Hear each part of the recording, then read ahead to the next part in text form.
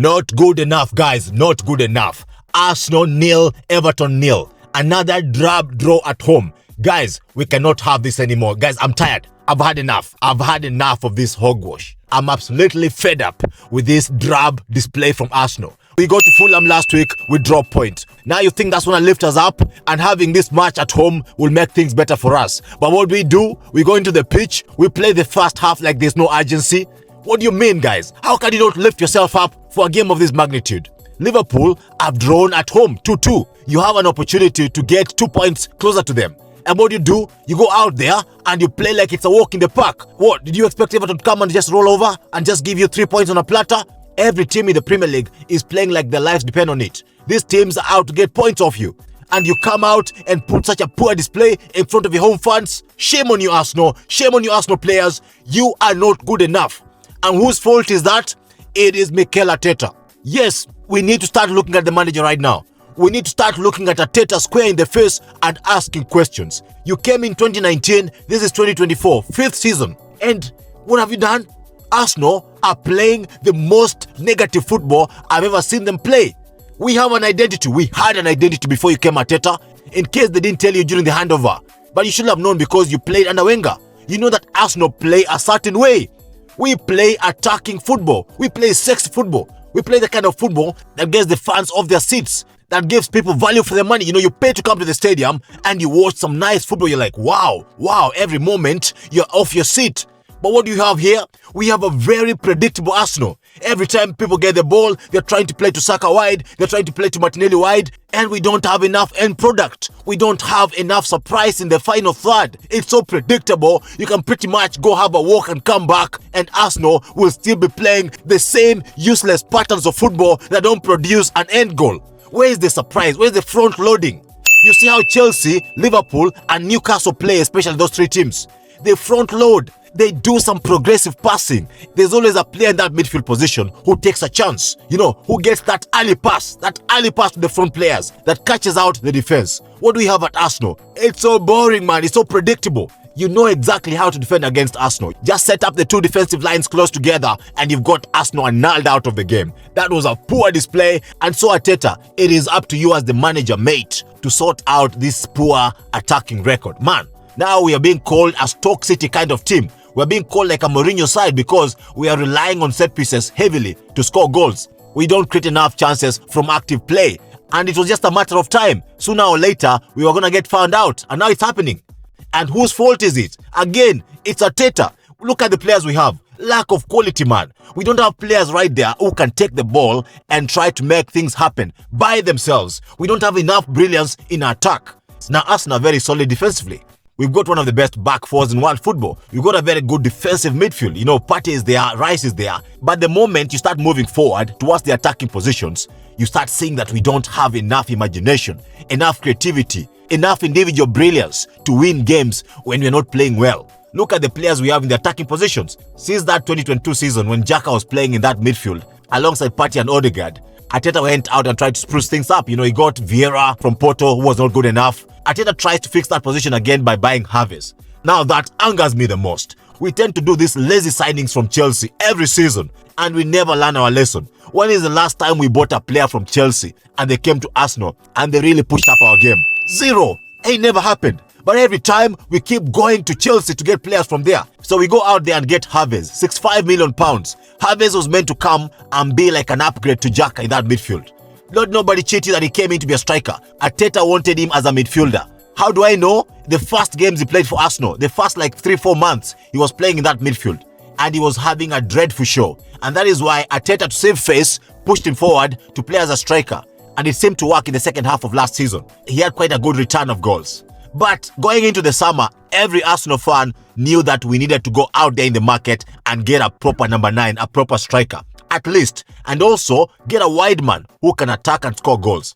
Well, what do? We go out there and we end up buying Calafiori and Merino in midfield. We don't do anything in our attack, which means Havertz is still our number 9.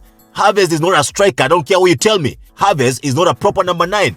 You tell me whether you've seen Havertz actually fighting for that ball in and around the box, creating chances for himself and scoring goals out of his own individual brilliance. A proper number 9 goal. He does it here and then, and mostly when the pressure is off, but he's not consistent enough. He's not a number 9 for a top club like Arsenal Football Club. So it's Arteta's fault. You know, he went out in the market together with Edu. I'm glad he's gone, by the way. He went out and they screwed up in the market. They have not gotten a proper midfielder in that left-sided number 8 position who can play alongside Odegaard.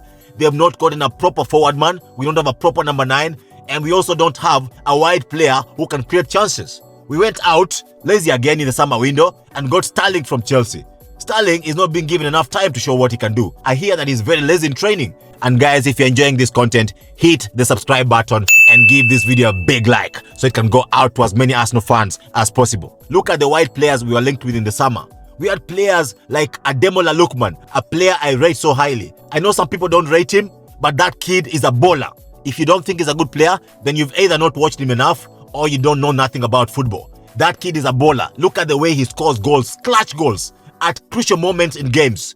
He can just get a goal out of the blue. He dribbles, he's hard to play against, he's hard to defend against, and he could have added something to Arsenal Football Club. More than any other player I can see doing in that forward line. You know, he's the kind of player you need in a game like today, where he can create a chance out of nothing, score the goal, and get you the win. Now, we don't have a clutch player in that team right now. You know, Trossard, I don't know what's happening with him. He's just lost his luster. All of a sudden, he can't score goals. When he starts games, he's not good enough. When he comes off the bench, he's not clinical enough. And so we end up with a team like Arsenal Football Club. You know, when Arsenal is not clicking as a team, we don't have that player who can step up and actually put that ball in the net.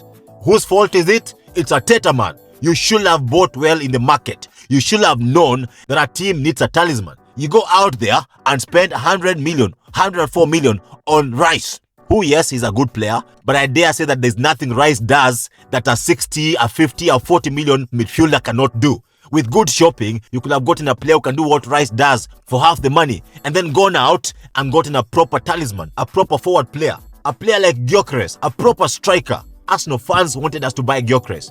But what happens? The summer ends and we don't buy such a player. So now we end up with a team that does not have enough potency up front. Arsenal are playing crap football right now, man. I'd rather be out there getting my teeth pulled than watch this team right now. You can see what Arteta was trying to do. He was trying to play like City. He was trying to build like City. Get physically strong players. Now we end up with a team that has got very tall guys, but who are not clever enough on the ball. You know, during the Wenger days, we had lots of artisans in that midfield. Imagine players like Cazorla, like Rosicky, like Nasri, and going forward, players like Sanchez. These were artisans, man. Guys who were very comfortable in position. And even Ozil. And they all came to Arsenal because Wenger wanted that kind of player. He wanted players who are comfortable on the ball, who could pick a pass, who could pull magic that can wow the crowd and get people to appreciate the team they support. But the only weakness with Wenger teams is that we were defensively suspect. We didn't have enough good, defensive, solid players who could defend a win. So we ended up drawing and losing games that we could actually have won. That is the only fault I can pick out of Wenger. But come Arteta, he has made our team defensively strong, very solid, and able to hold possession, but we're not creative enough. We don't have a spark of flair. We don't have brilliance. We don't have a moment of magic. We rarely ever see those ones at Emirates. And so it feels like some Mourinho's toxicity team, man. I don't like this team anymore, man. Give me back my Arsenal. Give me back my Arsenal, Arteta, or leave. Just walk out and leave. If you can't get this team playing attacking football again, playing sexy football again, playing the Arsenal way, then just walk out of Arsenal Football Club and let's have another manager who can coach this team properly. Under Arteta, we've spent more than £600 million. That kind of money should win you something. What do we have to show for it? We only have an FA Cup from 2020. So you play negative football and you don't win trophies. So what do you have to show for it? What do you give the fans? You're not playing good football and you're not winning trophies. You're not looking like winning trophies soon. This is your 5th season. Guys, Arteta must go. I don't care about what you think out there. I don't care about what you say in the comments. I am saying I've been an Arsenal fan for more than 20 years now and I've never seen such negative football. Yes, we're not getting beaten so much, but we're not going out there to actually play good football. Try to give fans value for the money. And this team is not looking like winning the Premier League this season, neither next season. Why? Because when we really need to score a goal, you know, when it's a must score to win, can you bet on this Arsenal team finding that goal right now? You cannot, because we're not drilled to attack enough. We are drilled to control. We are drilled to hold possession. And that's the kind of negative football that I want out of this club together with this manager. Go, man. Go out, man. Just resign. Go early enough so that we can get a manager who can come in and build a better team. Man, we've lost our identity. This is not Arsenal, man. Guys, wake up. You're being taken for a ride. This is not Arsenal Football Club.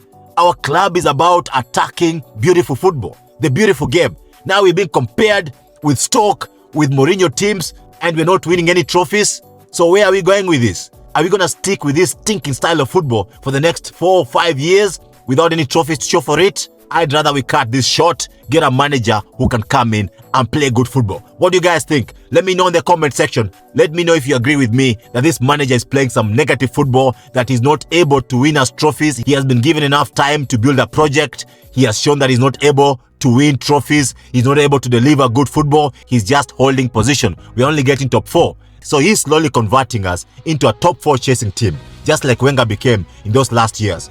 No, ain't gonna take that. Let me know what you guys think. Kindly please subscribe, give this video a big like, and hit the bell button so you get notified whenever you post videos about Arsenal Football Club. Till next time, peace!